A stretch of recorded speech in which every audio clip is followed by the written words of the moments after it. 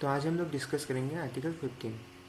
Article 15 constitution के part 3 में आता है, जो कि फंडामेंटल राइट है। ठीक है। अब आर्टिकल 15 के अंदर 6 क्लॉजेस है। 3 ओरिजिनल में भी था और 3 बाद में ऐड किया गया।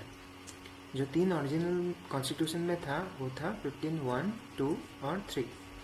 अब 15(1) में क्या दिया है कि स्टेट कोई भी सिटीजन को डिस्क्रिमिनेट नहीं कर सकता on the grounds of race, religion, caste, sex and place of birth. तो हम लोग RRCSP से याद रख सकते हैं इसको।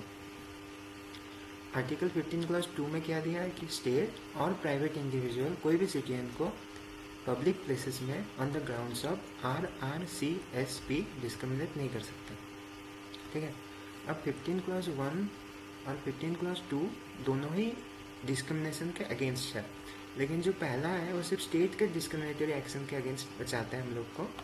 दूसरा स्टेट और प्राइवेट पर्सन्स के भी डिस्क्रिमिनेटरी एक्शन के अगेंस्ट हम लोग को प्रोटेक्ट करता है। अब 15 क्लास 3 में क्या दिया हुआ है?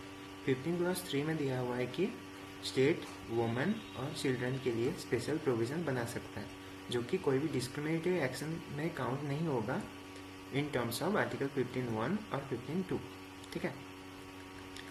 अब जो बाद में ऐड किया गया जो आर्टिकल, उसको समझने के लिए हम लोग को रिजर्वेशन के बेसिक्स को समझना पड़ेगा। ठीक है। तो प्री इंडिपेंडेंस इंडिया में रिजर्वेशन का कुछ प्रोविजंस हम लोग के पास था, मतलब अपना अपना प्रोविंसेस अपना अपना लॉ बनाया था रिजर्वेशन के ऊपर। तो जैसे कि मैसूर में कुछ प्रोविजंस था।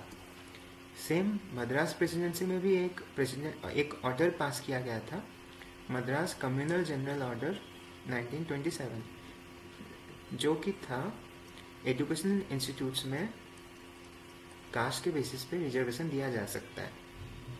तो पोस्ट इंडिपेंडेंस इंडिया में चंपक तोराई राजन ने इसको सुप्रीम कोर्ट में चैलेंज किया against violation of fundamental right, article 15। ठीक है।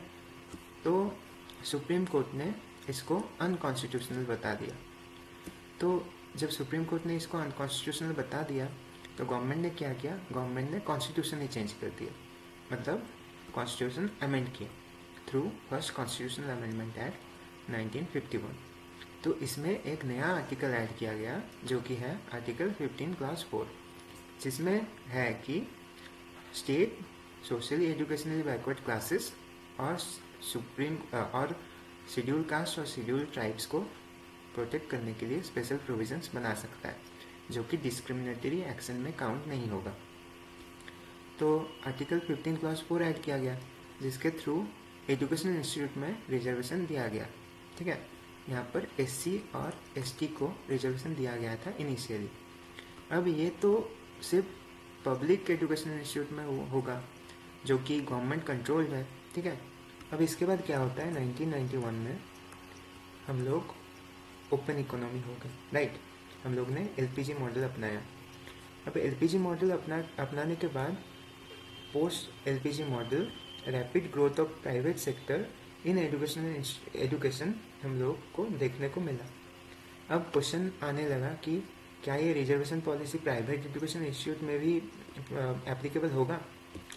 तो पहले तो प्राइवेट एजुकेशन इंस्टीट्यूट मान नहीं रहे थे, सुप्रीम कोर्ट में इसको चैलेंज करने जा रहे थे बार बार under right to profession 19 clause 1 clause F के अंदर। ठीक है। तो गवर्नमेंट ने वापस कॉन्स्टिट्यूशन चेंज किया। 93rd कॉन्स्टिट्यूशनल अमेंडमेंट एक्ट 2005 के थ्रू उन्होंने आर्टिकल 15 क्लॉज 5 के अंदर 15 क्लॉज 5 को ऐड किया, जो कि रिजर्वेशन इन प्राइवेट सेक्टर भी प्रोवाइड करेगा। अब गवर्नमेंट अगर कोई प्राइवेट सेक्टर में रिजर्वेशन प्रोवाइड करेगा, स्पेशल प्रोविज़न बनाएगा, तो वो भी अभी डिस्क्रिमिनेटरी एक्शन में काउंट नहीं होगा। ठीक है। तो वैसे स्टेट ने प्राइवेट एजुकेशनल इंस्टीट्यूट में भी रिजर्वेशन का प्रोविजंस को एप्लीकेबल किया। अब 103rd कॉन्स्टिट्यूशनल अमेंडमेंट एक्ट 2009 के थ्रू आर्टिकल 15 क्लास 6 को भी ऐड किया गया, जिसमें EWS रिजर्वेशन को भी ऐड किया गया एजुकेशनल इंस्टीट्यूट के अंदर, प्राइवेट प्लस पब्लिक। ठीक है। अब बाद में जो ये 3 प्रोविज़न ऐड किया गया, मतलब आर्टिकल 15 क्लास 4, 5, 6, इसमें ये याद रखने का चीज़ है कि ये माइनॉरिटी एजुकेशन इंस्टीट्यूट के लिए एप्लीकेबल नहीं होता है, ठीक है। तो ऐसे ही हम लोग ने आर्टिकल 15 को कवर कर लिया। मैं ऐसे ही बाद में सब आर्टिकल्स को कवर करूँगा, ठीक है। तो इसके लिए हम लोग का चैनल सब्सक्राइब कर लीजिए। सो थैंक यू, मिलते हैं अगले वीडियो में।